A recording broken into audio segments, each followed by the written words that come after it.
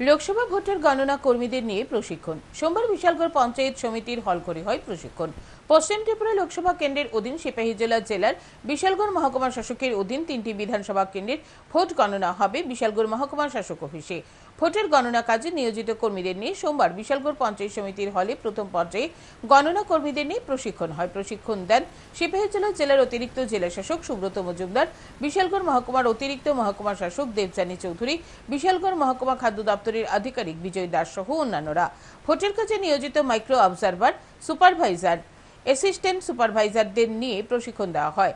বিশালগড় মহকুমার শাসক অফিসে 3টি বিধানসভা কেন্দ্রে মোট 153 জন গণনা কাজের জন্য কর্মী নিয়োগ করা হয়েছে।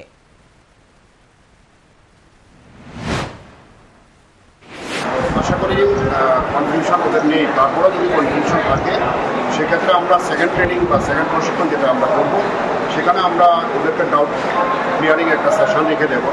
ডাউট ক্লিয়ারিং সেশনের মধ্যে ওনারা আশা করি কোনো সংশয় যদি থেকে থাকে সেখানে ওনারা ক্লিয়ার হয়ে যাবে।